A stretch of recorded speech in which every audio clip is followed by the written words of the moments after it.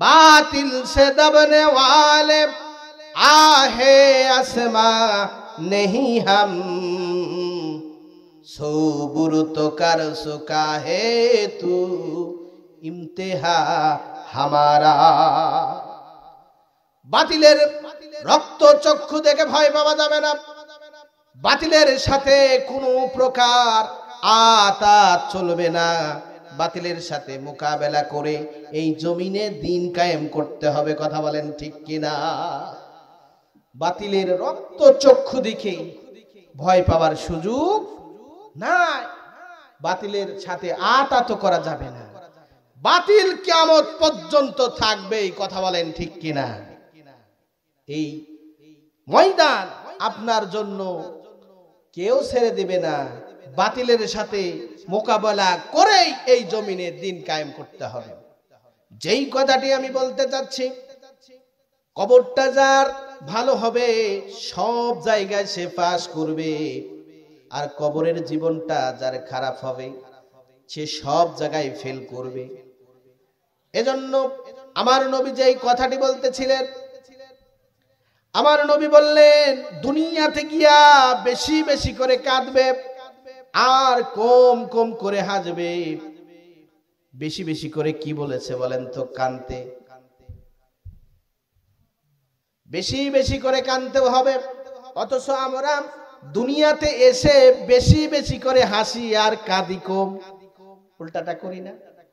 উল্টাটা করি।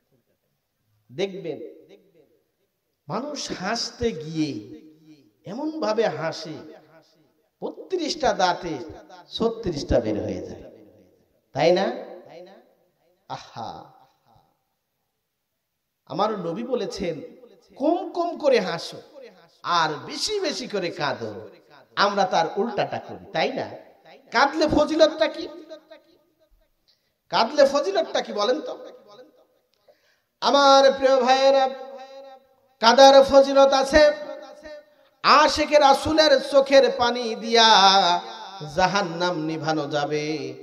এই চোখের পানির কিন্তু দাম আছে, আছে না নাই?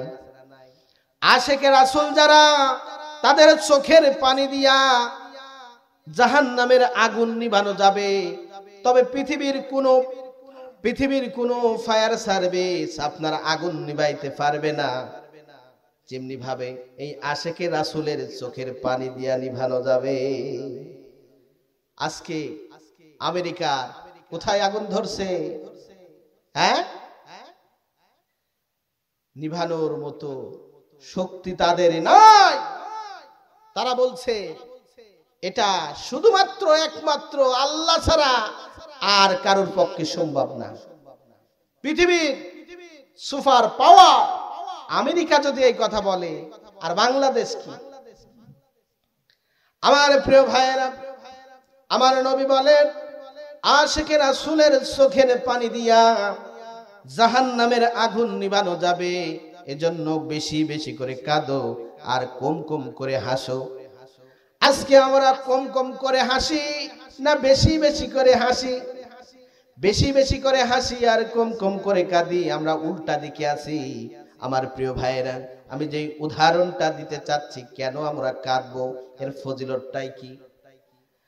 জাহান্নাম থেকে সর্বশেষ যে ব্যক্তি জান্নাতে যাবে, কি? জাহান্নাম থেকে সর্বশেষে যে ব্যক্তিটি জান্নাতে যাবে তার ইতিহাস আপনারা জানেন, জানেন তো? আমার প্রিয় ভাইয়েরা, খুব মনোযোগ সহকারে শুনতে হবে। জাহান্নাম থেকে জান্নাতে যাবে যেই ব্যক্তি, সর্বশেষে সেই ব্যক্তিটি জান্নাতে যাবে, সেই ব্যক্তির ইতিহাসটা পর্যালোচনা করলেই আপনারা ভালো বুঝতে পারবেন। আল্লাহ রাব্বুল আলামিনের কাছে জাহান্নামের ভিতরে যুগের পর যুগ কাঁদতে থাকবে, ইয়া রাব্বুল আলামিন, আমাকে যদি একবার যদি এই জাহান্নাম থেকে রক্ষা দিতে, আমাকে যদি ক্ষমা করে দিতে, মাফ করে দিতে, তোমার কৃতজ্ঞতা প্রকাশ করতাম। এক পর্যায়ে আল্লাহ রাব্বুল আলামিন এই ব্যক্তির আরজু পূরণ করবেন, প্রার্থনা কবুল করে নেবেন। আল্লাহ রাব্বুল আলামিন বলবেন, ও আমার ফেরেশতারে, এই বান্দাটিকে জান্নাত এবং জাহান্নামের মাঝখানে আরাফ নামে স্থান, এই স্থানে রেখে দাও। আরাফ নামে স্থানে যখন রেখে দেয়া হবে, এই বান্দাটি ফুফিয়ে ফুফিয়ে কাঁদবে। আল্লাহ রাব্বুল আলামিন বলবেন, ও আমার বান্দারে, যুগের পর যুগ ধরে জাহান্নামের ভিতরে আগুনে পুড়েছো, এখন তো আগুন থেকে বেঁচে গেছো, জান্নাত আর জাহান্নামের মাঝখানে আরাফ নামে স্থানে রেখে দিয়েছি, এখন কেন কান্দো? এই ব্যক্তিটি বলবে, ইয়া রাব্বুল আলামিন, জান্নাত আর জাহান্নামের মাঝখানে আরাফ নামে রেখে দিয়েছো, এটা তোমার কৃতজ্ঞতা প্রকাশ করছি, তোমার শুকরিয়া আদায় করছি, কিন্তু আল্লাহ এখান থেকে তো জান্নাতের নাজ নিয়ামত দেখা যায়, জান্নাত দেখা যায়, আমার নসিবে নাই, কিসমতে নাই, কেমনে ভাবে জান্নাতে যাব?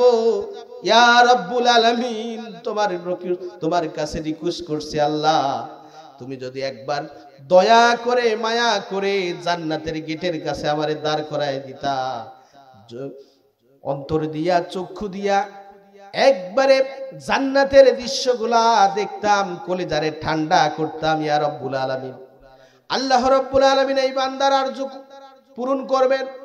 ফেরেশতাদেরকে আবার বলবেন, ও আমার ফেরেশতা, এই বান্দাটিকে জান্নাতের গেটের কাছে দাঁড় করায় দাও। জান্নাতের গেটের কাছে যখন দাঁড় করায়া দিবে, এই বান্দাটি আরো জোরে চিৎকার করে কাঁদতে থাকবে। কি? আরো জোরে চিৎকার করে কাঁদবে। আমার প্রিয় ভাইয়েরা, আল্লাহ রাব্বুল আলামিন আবার বলবেন, ও আমার বান্দারে, এখন কান্দো কেন? জান্নাতের গেটের কাছে আসতে চাইলি, এনে দিলাম, এখন কেন কান্দো? এইবার বান্দাটি বলবে, ইয়া রাব্বুল আলামিন, তুমি জান্নাতের গেটের কাছে এনেছো, তোমার উপর শুকরিয়া আদায় করছি। এই জান্নাতের গেট থেকে জান্নাতের ভিতরে অল্প অল্প কিছু দেখা যায়, বেশি কিছু দেখা যায় না, অল্প অল্প কিছু দেখা যায়। ইয়া রাব্বুল আলামিন, তুমি যদি দয়া করে মায়া করে আমাকে যদি জান্নাতের মাঝখানে দাঁড় করায় দিতা, তোমার উপরে আরো কৃতজ্ঞতা প্রকাশ করতাম। ইয়া রাব্বুল আলামিন, তুমি আমাকে জান্নাতের মাঝখানে দাঁড় করায় দাও, তবে কথা দিলাম জান্নাতের কোনো নাজ নিয়ামত ধরবো না, শুইব না, খাইব না। কথা দিলাম, ইয়া রাব্বুল আলামিন, আমাকে যদি জান্নাতের মাঝখানে দাঁড় করায় দাও, আমি কিচ্ছু নষ্ট করব না। আল্লাহ রাব্বুল আলামিন এই বান্দার আরজু কবুল করে নিবেন। আবার ফেরেশতাদেরকে বলবেন, ও আমার ফেরেশতারে, এই বান্দাটিকে জান্নাতের মাঝখানে রেখে দাও। জান্নাতের মাঝখানে আসার পরে আবার জোরে চিৎকার করে কাঁদতে থাকবে। আমার নবী বলেন, আরো জোরে চিৎকার করে কাঁদবে। কি করবেন? চিৎকার করে কাঁদতে থাকবে। আমার আল্লাহ রাব্বুল আলামিন আবার বলবেন, বান্দারে, যুগের পর যুগ ধরে জাহান্নামে আগুন ভোগ করেছো, তারপরে জান্নাতের বাইরে আরাফ নামে স্থানে রেখে দিলাম, জাহান্নামের বাইরে আরাফ নামে স্থানে রেখে দিলাম, তারপরে গেটের কাছে আসতে চাইলে এনে দিলাম, তারপরে জান্নাতের মাঝখানে আসতে চাইলে এনে দিলাম, এখন কেন কান্দো? আগুন থেকে তো বাইসা গেছো, এখন কেন কান্দো? এইবার বান্দাটি বলবে, ইয়া রাব্বুল আলামিন, তুমি আমাকে জান্নাতের ভিতরে এনেছো, তোমার প্রতি আমি শুকরিয়া আদায় করছি। ইয়া রাব্বুল আলামিন, আমি বুঝতে পারি নাই জান্নাত যে এত সুন্দর, যদি আগেই জানতাম বাতিল কোন সংগঠনের সাথে জড়াইতাম না, মিথ্যা কথা বলতাম না, 5 ওয়াক্ত নামাজ পড়তাম, সুদ খেতাম না, ঘুষ খেতাম না, অন্যায়মূলক কোনো কাজ করতাম না, অপসংস্কৃতি অনুষ্ঠানে আমি যোগ দিতাম না। ইয়া রাব্বুল আলামিন, এই জান্নাতের ভিতরে এসে আমার কলিজা ঠান্ডা হয়ে গেছে। আমার আল্লাহ রাব্বুল আলামিন বলবেন, বান্দারে, আমার এই জান্নাত কি তোর ভালো লেগেছে নাকি? এইবার এই বান্দাটি বলবে, ইয়া রাব্বুল আলামিন, আমার কলিজা ঠান্ডা হয়ে গেছে, ভাবতেও পারি নাই জান্নাত এত সুন্দর। ইয়া রাব্বুল আলামিন, আমাকে যদি এই জান্নাতে থেকে আর কখনো বের করে দিও না, আমার আর জান্নাত থেকে বের করে দিও না। ইয়া রাব্বুল আলামিন, তোমার কাছে এটা আরজু করি। আমার আল্লাহ রাব্বুল আলামিন মুস্কি হেসে বলবেন, এ আমার বান্দারে, আমার জান্নাত ভালো লেগেছে নাকি? বলবে, ইয়া রাব্বুল আলামিন, কলিজা ঠান্ডা হয়েছে, জান্নাত এত সুন্দর ভাবতে পারি নাই। আমার আল্লাহ রাব্বুল আলামিন বলবেন, বান্দারে তোর এমন একটা নয়, দুইটা নয়, তিনটা নয়, পৃথিবীর সম পরিমাণ 10টা জান্নাত তোর জন্য আমি রিজার্ভ করে রেখেছি। বলেন না সুবহানাল্লাহ। কয়টা জান্নাত? পৃথিবীর সম 10টা জান্নাত, যে সর্বশেষ জাহান্নাম থেকে জান্নাতে যাবে তাকে দিবেন, তাই না? হ্যাঁ, তাকে কি দিবেন? জান্নাত এত সুন্দর হবে।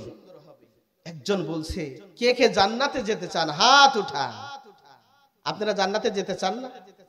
হ্যাঁ, লিল্লাহে তাকবীর, লিল্লাহে তাকবীর। হায় আল্লাহ তাআলা এই হাতগুলোকে কবুল করুন। সবাই বলি আমিন। ক্লাসে হুজুর পড়াচ্ছে, ছোট্ট ক্লাস তো, ইবতেদায়ী 5ম শ্রেণীতে। বলছেন, কে কে জান্নাতে যাবা বলো তো? সবাই হাত উঠাইছে, একটা বাচ্চা উঠাই নাই। বলছে, তুমি উঠাও না কেন? উনি বলছেন, হুজুর ছুটি হলে আম্মা সোজা বাসায় যাইতে বলছে, জান্নাতে যেতে মানা করছে। এমন না তো? হ্যাঁ, মুরব্বি মুরব্বি মুরব্বি, এই ডায়লগ ভাইরাল হয়েছে নাকি? হ্যাঁ, হয় নাই? মুস্তাক ভাই যে কি ডায়লগটা দিয়েছে, তাই না? যা বলা যায় তাই ভাইরাল, তাই না? মুরব্বি মুরব্বি, এই ডায়লগটা ইদানিং ভাইরাল হয়েছে। মুরব্বি বললে সমস্যা, আপনারা বলবেন আবার ডায়লগ দিচ্ছে, তাই না? আমার প্রিয় ভাইরা, আমি যেই কথাটা বোঝাতে চাচ্ছি, আশেকে রাসূলের চোখের পানি দিয়া জাহান্নামের মতো জায়গা নিভানো যাবে। এজন্য বেশি বেশি করে কাঁদতে হবে, আর কম কম করে হাসতে হবে। দাঁত থাকলেই হাসা যাবে না, দাঁত থাকলে হাসা যাবে না। হাসাকে কন্ট্রোল করতে হবে। আপনার স্টার্টিং কে ধরতে হবে। আপনার স্টার্টিং যদি শয়তান ধরে, আপনি মনে করেন জান্নাতে যেতে চান, তাই না? আপনি ঢাকা যেতে চান, ঢাকাতে যাইতে হলে যমুনা সেতু হয়ে যেতে হবে, তাই না? আপনার স্টার্টিংটা ওই দিকেই ধরতে হবে। আর যদি মনে করেন আমি ওই দিকে ধরবো না, লালন শাহর দিকে ধরবো, লালন শাহ সেতুর দিকে ধরবো, আপনি কি ঢাকা পুষবেন? পুষবেন না। আপনার স্টারিংটা ধরতে হবে জান্নাতের দিকে। আপনার স্টারিং আপনি তো ধরেন নাই, শয়তান ধরে আছে। আপনি শুধু যাত্রী হয়ে বসে আছেন, এমন হবে না। আপনার স্টারিংটা ধরতে হবে আপনাকে।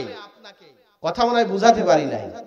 হ্যাঁ, আমার প্রিয় ভাইরা, খুব মনোযোগ সহকারে কথাগুলো শ্রবণ করতে হবে।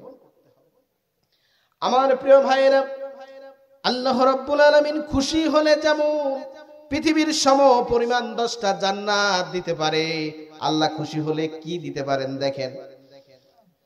আমার প্রিয় ভাইরা, বান্দার প্রতি যদি আল্লাহ খুশি হয়ে যায়, 3টা জিনিস গিফট করেন। কয়টি জিনিস? 3টা জিনিস। আল্লাহ রাব্বুল আলামিন বলছেন, আমার নবী হাদিসটা বর্ণনা করছেন, যদি কোনো বান্দার প্রতি যদি আল্লাহ খুশি হয়ে যায়, সেই বান্দার জন্য আল্লাহ রাব্বুল আলামিন রহমতের বারিধারা বর্ষণ করে দেয়। সুবহানাল্লাহ।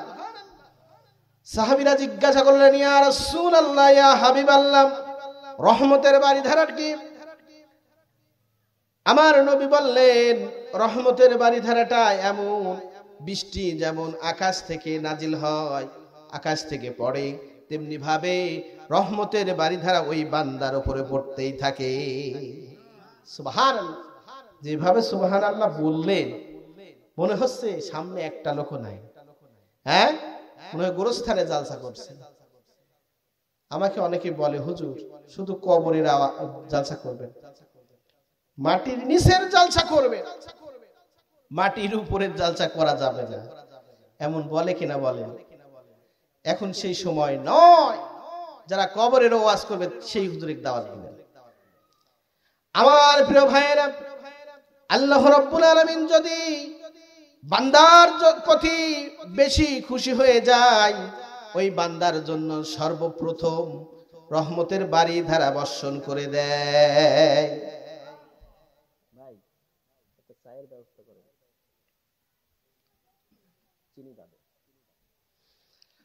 রহমতের বাড়ি ধারা বর্ষণ করেন। সাহাবীরা বললেন, ইয়া রাসূলুল্লাহ, ইয়া হাবিবাল্লাহ, রহমতের বাড়ি ধারাটা কি? আমার নবী বললেন, বৃষ্টি যেমন ভাবে জমিনে পড়ে তেমনি ভাবে সেই বান্দার উপরে আল্লাহর রহমত কিয়ামত পর্যন্ত পড়তেই থাকবে। চিল্লায় বলেন সুবহানাল্লাহ। সাহাবীরা বললেন, ইয়া রাসূলুল্লাহ, ইয়া হাবিবাল্লাহ, বান্দার প্রতি যদি আল্লাহ অধিক খুশি হয়ে যায় তারপরে কি করেন? এইবার আমার নবী বলেন, বান্দার প্রতি যদি আল্লাহ অধিক খুশি হয়ে যায় তার জন্য জান্নাতের ভিতরে বালাখারা তৈরি করে দেয়। সুবহানাল্লাহ। আমার নবী জান্নাত পরিদর্শন করতে গেলেন।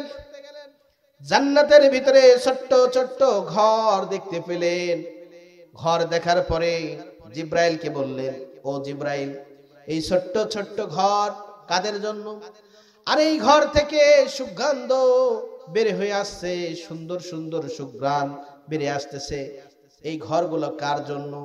জিব্রাইল বললেন, ইয়া রাসূলুল্লাহ, ইয়া হাবিবাল্লাহ, এই ঘরগুলো তাদের জন্য যারা পৃথিবীর ভিতরে মেহমানদারি করতে বেশি পছন্দ করে। সুবহানাল্লাহ।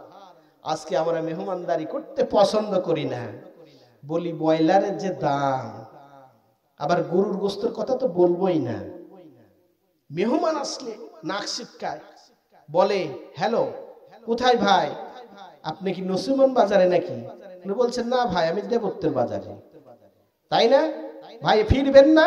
বলছেন, না ভাই, আমি ফিরবো না, দেরি হবে, আমি একটু চাটমোহরে যাব। তাই না? মিথ্যা কথা বলে। এমন বলে না আপনাদের এদিকে?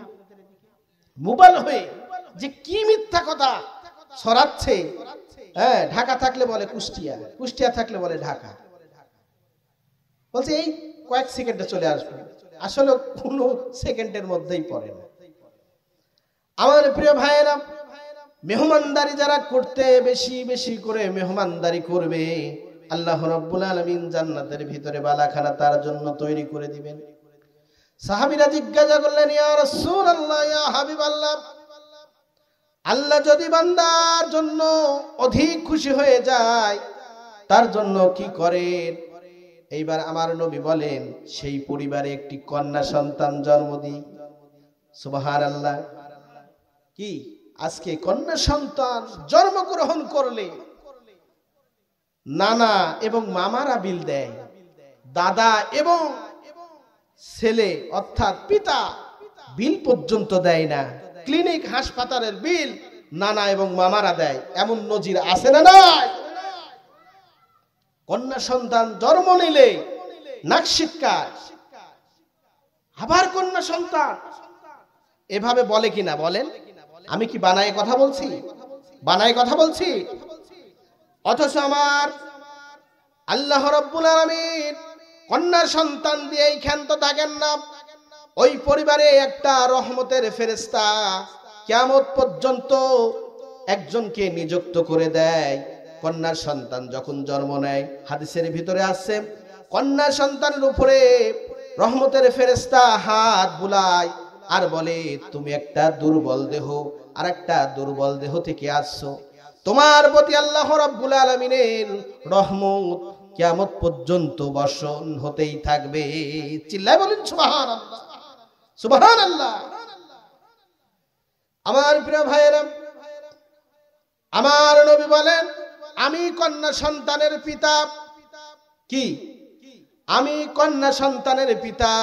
শুধু তাই না, যার একটা কন্যা সন্তান তার একটা জান্নাত, যার দুইটা কন্যা সন্তান দুইটা জান্নাত, যার তিনটা কন্যা সন্তান সেই পিতা আর আমি আল্লাহর নবী একসাথে জান্নাতের ভিতরে বসবাস করব।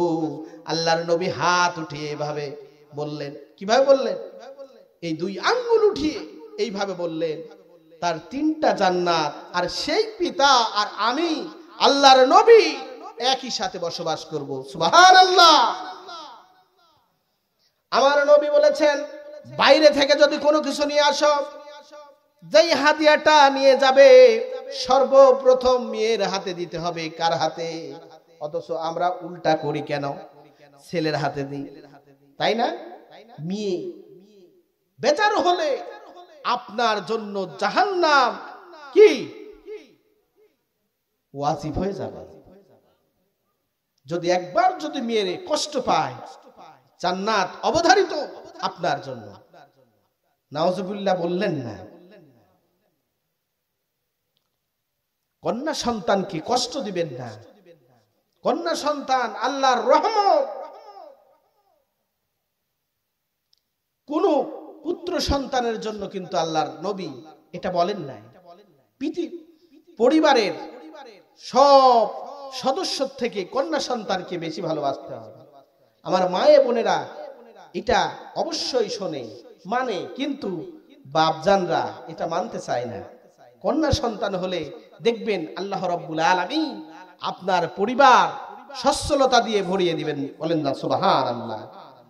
দেখবেন আপনি একটা ছেলে সন্তান কেমন কথা শোনে আর কন্যা সন্তান কেমন কথা শোনে। হ্যাঁ, আমার তো আছে, আমি দেখছি। আমাকে বলে, হুজুর আপনার ছেলে মেয়ে কয়টা? আমি বলি একটা কন্যা সন্তান আর একটা মেয়ে। মানে বুঝলাম না। আমি বললাম আল্লাহ দুইটা দিছে, আর একটা যদি দিত। মন খারাপ করা যাবে না, মন খারাপ করা যাবে না। আল্লাহ রাব্বুল আলামিন জোড়ায় জোড়ায় সৃষ্টি করেছেন। রিজিকের ব্যবস্থা কে করবেন জানেন? মানুষ জাতি এমন, রিজিকের ব্যবস্থার জন্য তারা পেরেশানি হয়ে যায়, কিন্তু পশু পাখি যেগুলো আছে দেখবেন তারা রিজিকের কোনো পেরেশানি নাই। আজকে খাবার খেয়ে বাসায় ফিরছে, পরের দিন কোন খাবার খাবে ওদের কোনো জানা নাই। কিন্তু মানুষ জাতি এমন, আখিরাতকে ভুলে যায়। পৃথিবীর দুনিয়ার দুনিয়া, একতলা বাড়ি করলে দোতলা, দোতলা করলে তিনতলা, তারপরেও ভরে না, তারপরে আর একতলা করতে পারলে ভালো। দুনিয়ার দুনিয়া, দুনিয়া দুনিয়া। 24 ঘন্টায় দেখবেন এমনও মানুষ আছে খালি দুনিয়া আর দুনিয়া। বাজার ঘাটে শুধু নির্বাচন আর নির্বাচন। আহা, এটা কেন? নিজেকে প্রস্তুতি করতে হলে যেটা করা লাগবে সেটা তুমি ভুলে গেলে কেন? আল্লাহ রাব্বুল আলামিন কি দিয়ে সৃষ্টি করেছেন? আল্লাহ রাব্বুল আলামিন বলছেন সূরা তাহার 56 নম্বর আয়াতে আল্লাহ রাব্বুল আলামিন বললেন, মিনহা খালাকনাকুম ওয়া ফিহা নুঈদুকুম ওয়া মিনহা নুখরিজুকুম তারাতান উখরা। আল্লাহ রাব্বুল আলামিন বলছেন, বান্দারা শোনো, তোমাকে আমি মাটি থেকে সৃষ্টি করেছি, আবার মাটিতেই তোমাকে রেখে দেব, আবার মাটি থেকেই তোমাকে তোলা হবে। এত গর্ব করার কিছু নাই। আমি হাম আর বাকিরা সব খাম। কে দিয়েছে তোরে আরাম পাম? তাই না? মনে করে আমি হাম, বাকিরা সব ঘরের খাম। ও কে দিয়েছে এমন পাম? পামে পামে ফুলে যায়। বেগুন যেমন ভাবে ফুলে, ফোলা যাবে না। দুইবার ডায়রিয়া হলে আর একবার যদি বমি হয়, আপনার চুলের মধ্যে শেষ। গর্ব করার কোন সুযোগ নাই। আমার প্রিয় ভাইয়েরা, বান্দার প্রতি যদি আল্লাহ বেশি বেশি খুশি হয়ে যায়, আল্লাহ রাব্বুল আলামিন এই 3টা জিনিস গিফট করেন। কয়টা জিনিস? মসজিদে নববীর ভিতরে 1 রাকাত নামাজ পড়লে 50,000 রাকাত সওয়াব আল্লাহ রাব্বুল আলামিন দান করে দেয়। কাবা ঘর বাইতুল্লাহর ভিতরে 1 রাকাত নামাজ পড়লে আল্লাহ রাব্বুল আলামিন 1 লক্ষ রাকাতের সওয়াব দান করে দেয়। অনেক হাজী সাহেব এখানে আছে। আল্লাহ রাব্বুল আলামিন যদি পৃথিবীতে যত নবী রাসূল প্রেরণ করেছেন, এদেরকে যদি মূল টার্গেট থাকতো সওয়াব কামাই করার জন্য, তাহলে তারা মসজিদ নববীর ভিতরে 1 বস্তা চাল আর 1 বস্তা ডাল নিয়া গ্যাসের চুলায় রান্না বান্না করে খেত। কি দরকার ছিল তায়েফের ময়দানে মার খাওয়া? কি দরকার ছিল উহুদের ময়দানে দন্দন মোবারক শহীদ করা? কি দরকার ছিল মক্কা থেকে মদিনায় হিজরত করা? কি দরকার ছিল শিবে আবু তালিফে 2.5 থেকে 3 বছর জেল খাটা? কোনো দরকার ছিল? কথা মনে হয় বুঝাতে পারছি না। কোনো দরকার ছিল? যদি সওয়াব কামাই করা, তাই না, হালকা মোটা বিভিন্ন জিকির আজকার এই করে যদি সওয়াব কামাই করার যদি লক্ষ্য উদ্দেশ্য থাকতো, পৃথিবীর ভিতরে সব নবী রাসূল ওই কি মসজিদে নববীর এক কর্নারে বসে শুধু জিকির করত। কি দরকার ছিল তায়েফের ময়দানে মার খাওয়া? কোনো দরকার ছিল? উহুদের ময়দানে মার খাওয়ার দরকার ছিল? ছিল না। শিবে আবু তালেফে আল্লাহর নবী 2.5 থেকে 3 বছর জেল খেটেছেন। কথা বলেন ঠিক কিনা? আমার নবী শিবে আবু তালেফে 2.5 থেকে 3 বছর জেল খেটেছেন। বাবলা গাছের পাতা খেয়েছেন। বাবলা গাছের পাতা যখন ফুরিয়ে গেছে, বাবলা গাছের বাকল চিবিয়ে চিবিয়ে খেয়েছেন। বাবলা গাছের বাকল যখন ফুরিয়ে গেছে, মৃত প্রাণীর হাড্ডি আমার নবী চেটে চেটে খেয়েছেন। আহা, সবরি কলা আর দুধের স্বরের উপরে ইসলাম আসি নাই। আমার প্রিয় ভাইয়েরা, শিবে আবু তালেব এমন একটা কারাগার ছিল, সেখানে কোনো নেটওয়ার্ক দিতেন না। আমরা যারা জেলের মধ্যে গিয়েছি, আপনারা জেলে গিয়েছেন? আমরা গিয়েছি। ওই যে তারা আমাদেরকে আপ্যায়ন করছে, সেখানে যারা জেলের মধ্যে গিয়েছে দেখতে পাবেন ফাইল দিতে হয় 4টা। সেখানে 1 সপ্তাহ পর কথা বলার সুযোগ আছে। মোবাইলে কথা বলা যাবে পরিবারের সাথে, এবং 15 দিন পর সাক্ষাৎ করতে পারা যাবে, দেখা করতে পারবেন। নির্দিষ্ট টাইমে ভাত চলে আসে, ভাত দেয়, খাবার জাস্ট টাইমে দিয়ে দেয়, কোনো বিল দিতে হয় না। মোবাইল বিল 10 টাকা দিলেই, একটা টোকন দিলেই হয়ে যায়। সাক্ষাৎ করার কোনো ব্যবস্থা সেখানে টাকা দিতে হয় না, সব কিছু ফ্রি আছে। কারেন্ট এই শীতের সময় 18টা 14টা রুমে রুমে ফ্যান চলে, ফ্যান বন্ধ হয় না। সেখানে ফ্যানের অর্থাৎ কারেন্টের কোনো বিল দিতে হয় না। অথচ আমার নবী শিবে আবু তালেবের জেল খেটেছেন। আমাদের জেল আর তাদের জেলের ভিতরে কেমন পার্থক্য ছিলেন! সেখানে আল্লাহর রাসূলের সাথে কোনো যোগাযোগ করতে দেয়া হয় না, যোগাযোগ করতে দেয়া হয় না।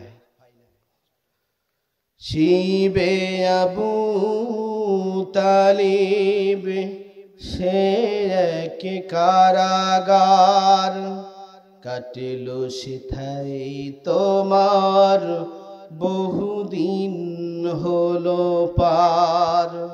শিবে আবু তালিব সে এক কারাগার, কাটিল সেথায় তোমার বহুদিন হলো পার।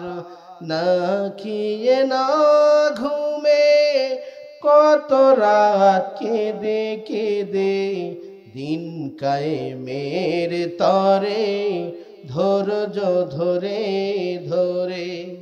হে রাসূল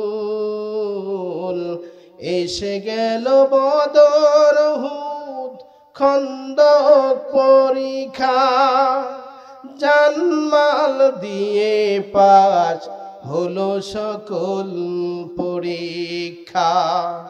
অবশেষে হয়ে গেল দিন কায়েমের বিজয় তরি, রাসূল আমার বলে দিলেন খায়রুল কুরুনি।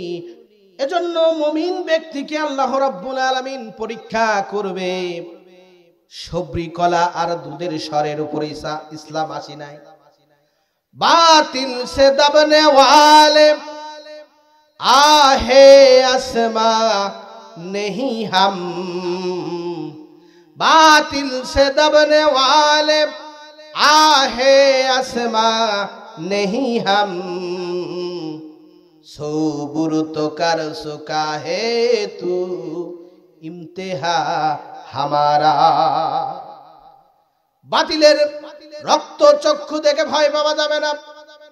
বাতিলের সাথে কোনো প্রকার আতা চলবে না। বাতিলের সাথে মোকাবেলা করে এই জমিনে দিন কায়েম করতে হবে। কথা বলেন ঠিক কিনা? বাতিলের রক্ত চক্ষু দেখে ভয় পাওয়ার সুযোগ নাই। বাতিলের সাথে আতাত করা যাবে না। বাতিল কিয়ামত পর্যন্ত থাকবে। কথা বলেন ঠিক কিনা? এই ময়দান আপনার জন্য কেউ ছেড়ে দিবে না।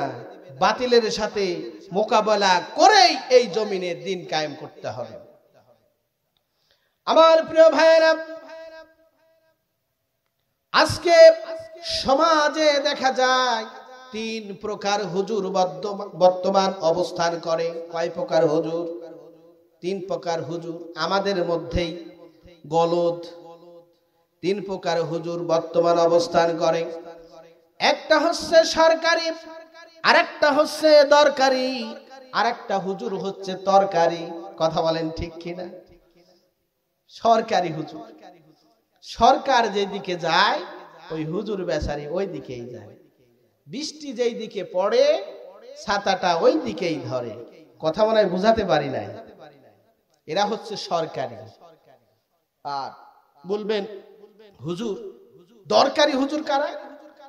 দরকারি হুজুর বলতে সময়ে কোন কথাটা বললে সবার দরকার, কথা বলাটা দরকার, সেই মাফিক ওয়াজ যেই হুজুরেরা করে সেটাই হচ্ছে দরকারি হুজুর। এদের হামলা মামলা জেল জুলুম অত্যাচারকে ভয় পায় না। দেখবেন এদের কি, এদের ফাঁসির মঞ্চে যেতে হয়, এদের জেল খাটতে হয়। এদের জন্য সমাজে অনেকেরই জায়গা থাকে না। আমার প্রিয় ভাইরা, আর তরকারি হুজুররা কারা? খাবার আগে আগে যায়। আবার দেখবেন মসজিদে বড় লোক যদি 500 টাকা দেয়, উনি বলে এমন ভাবে দোয়া করে দেয় তার 14 গোষ্ঠী জান্নাতে পাঠায় দেয়। এমন হুজুর নাই?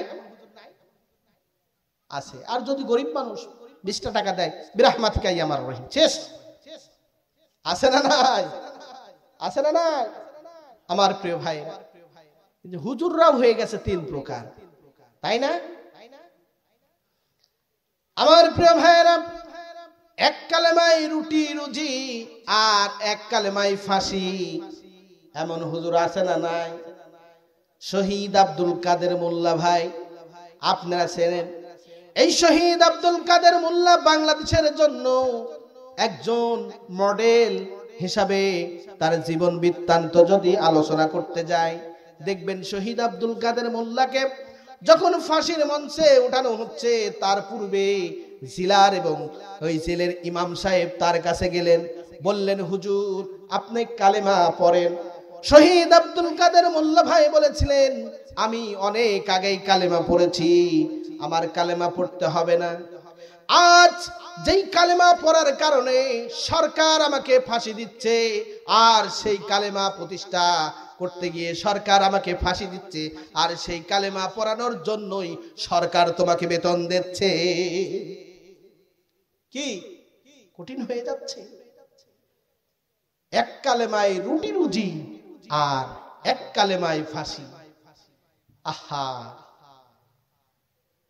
এই কালেমা দিয়ে একজন ভিক্ষাবৃত্তি করে, আর এক কালেমা প্রতিষ্ঠা করতে গিয়ে আপনার ফাঁসির মঞ্চে যেতে হতে পারে।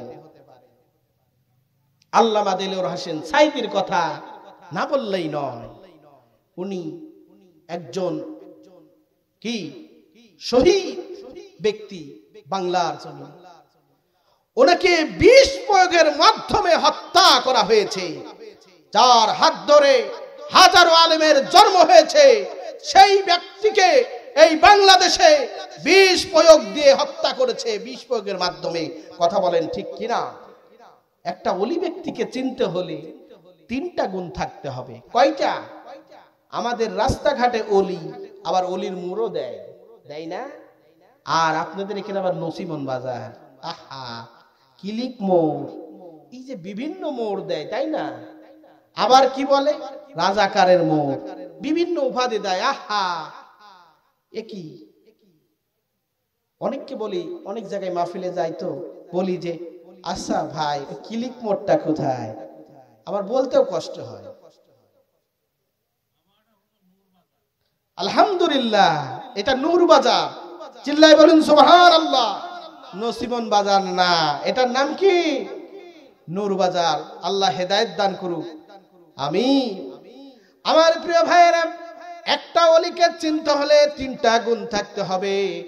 এক নম্বর হাদিসের ভিতরে আসছে একজন ওলি বৈশিষ্ট্য থাকবে মৃত্যুকালে হাস্য উজ্জ্বল, হাস্য উজ্জ্বল চেহারা হবে, হাস্য উজ্জ্বল চেহারা থাকবে। দুই নম্বর গুণ থাকবে, তিনি যেদিন মৃত্যুবরণ করবে প্রাকৃতিক দুর্যোগ হবে। আল্লামা দিলওয়ার হোসেন সাইদি কিন্তু যেই দিন মৃত্যুবরণ করেন সেই দিন কিন্তু প্রাকৃতিক দুর্যোগ হয়েছিলেন, ভূমিকম্প। হ্যাঁ রাইট, ভূমিকম্প হয়েছিলেন। তৃতীয় গুণ যেটা থাকবে, তার জানাজায় হাজারো মানুষের ঢল নামবে। আমার প্রিয় ভাইয়েরা, এই জানাজা যারা পড়তে গিয়েছিলেন তাদের তালিকা করেছিলেন, আমাদেরও তালিকা করেছিলেন। 116 জন আলেমদের তালিকা তারা করছিল। আজকে তাদের 14 গোষ্ঠীর তালিকা করতেছে কিনা বলে? হ্যাঁ, তাদের 14 গোষ্ঠীর তালিকা করা হচ্ছে। আমার প্রিয় ভাইরা, আমি যে কথাটা বলতেছি, মুসলমানরা কাউকে ভয় করে না। মুসলমানের ডিকশনারিতে ভয়ের কোনো শব্দ নাই। যদি মুসলমানরা ভয় পেত 313 জন সাহাবী নিয়া বদরের প্রান্ত থেকে ইসলামের রক্তিম সূর্য ছিনিয়ে নিয়ে আসতে পারতেন না। কথা বলেন ঠিক কিনা? কথা বলেন ঠিক কিনা? মুসলমানরা ভয় করে কাকে? আল্লাহকে। মুসলমানরা ভয় করার জাতি না। সাদ্দাম হোসেনের নাম শুনছেন? কার প্রেসিডেন্ট ছিলেন? ইরাকের প্রেসিডেন্ট ছিলেন। উনাকে যখন ফাঁসির মঞ্চে নিয়ে যাওয়া হয়, উনি বলছেন আপনার কোনো আবেদন আছে কিনা? উনি বললেন আমার ওই কোটটা আনো। বললেন স্যার এই নোংরা কোটটা কেন চান? অনেকে অনেক কিছু চায়। উনি বলছেন নোংরা কোট নয়, শীতের দিনে আমাকে ফাঁসি দেওয়া হচ্ছে, ওই কোটটা পরে ফাঁসির মঞ্চে যাব যাতে আমি কি কম্পন না দিই, শীতে কেঁপে না উঠি। মুসলিম জাতিরা কাউকে ভয় করে না, মুসলমানের ডিকশনারিতে ভয়ের শব্দ নাই। আমি এই কোটটা পরে ফাঁসির মঞ্চে যেতে চাই। কি ভয় করে? ভয় করেন না, আলহামদুলিল্লাহ। আমার প্রিয় ভাইয়েরা, ভয় করব আল্লাহ রাব্বুল আলামিনকে, ভয় করার সুযোগ নাই। আমার প্রিয় ভাইয়েরা, যে কথাটা আমি বলতেছিলাম, ভয় করব আল্লাহ রাব্বুল আলামিনকে, তারা বলেছিলেন খেলা হবে। হ্যাঁ খেলা হবে, আজকে খেলা হচ্ছে কিন্তু প্লেয়ার নাই। আহা, দিনের ভোট রাতে, রাতের ভোট দিনে তোমরা নিয়েছো। একজন মুরব্বী ভোট দিতে আসছে, ওনাকে বলছেন মুরব্বী আপনার ভোট হয়ে গেছে। বলছে বাবা রে ভোটই দিলাম না, ভোট হয়ে গেল। মনের দুঃখে চলে যাচ্ছে। আবার ডাকছে মুরব্বী শোনেন চাষিবারও ভোট হয়ে গেছে। বলছে বাবা তোমার চাষিবারও ভোট হয়ে গেল? বলছে হ্যাঁ। ভোট দিতে আসছিল? বলতে হ্যাঁ তো আসছিল তো। বললে ভোট দিতে আসলো আমার সাথে দেখা করলো না কেন? চাষা আপনার সাথে কি চাষিমার কোনো গন্ডগোল হয়েছে নাকি? বলছে না, তোমার চাষিমা তো 6 মাস আগেই মারা গেছে, ভোট দিতে আসলো অথচ আমার সাথে দেখা করলো না। বাবা, মৃত ব্যক্তির ভোট এই বিগত সরকার নিয়ে নিয়েছিলেন। আমার প্রিয় ভাইরা, হ্যাঁ আফসোস, আফসোস এমন দেশে আমরা বাস করি। হ্যাঁ আমার প্রিয় ভাইরা, আমি যেই কথাটা বলে আমার মূল আলোচনার দিকে চলে যাব। আমার প্রিয় ভাইরা, দিনের ভোট রাতে, রাতের ভোট দিনে, এমনি ভাবে সাজানো পাতানো একটা নির্বাচন করে এই বাংলাদেশকে একটা অপ্রীতিকর ঘটনার দিকে নিয়ে গিয়েছিলেন। টুপি দেখলেই বলে রাজাকার, আবার গায়ে যদি জুব্বা দিই তাহলে তো ডবল রাজাকার। মাদ্রাসা বন্ধ করে দিয়েছিলেন। এই পাবনার ময়দানে ইসলামিয়া বুলবুল কলেজ নাম ছিল, সেই ইসলামিয়াটা কেটে বুলবুল কলেজে নাম করেছিলেন। ইসলাম দেখলে, বিসমিল্লাহ দেখলে তাদের গাও চলে যেত। কাদের? ওই তাদের। আমার প্রিয় ভাইয়েরা, মুসলমান আমাদের নাম, তাই না? মুসলমান আমাদের নাম, ইসলামের সাথে আমাদের সম্পৃক্ত, অথচ ইসলাম তারা পছন্দ করতেন না। আমার প্রিয় ভাইয়েরা, এই মাহফিল থেকে আমি স্পষ্ট ভাষায় বলতে চাই, শহীদ তিতুমীর যেমনি ভাবে বাঁশের কেল্লা স্থাপন করেছিলেন, প্রয়োজনে মুসলিম তাওহীদি জনতাকে নিয়ে লাশের কেল্লা উপহার দেব, তবু কোন মুরদাদ এবং মুশরিকদের ইসলামিক যে এজেন্ডা বাস্তবায়ন করতে চায়, সেই এজেন্ডা বাস্তবায়ন করতে দেয়া হবে না, হবে না, হবে না।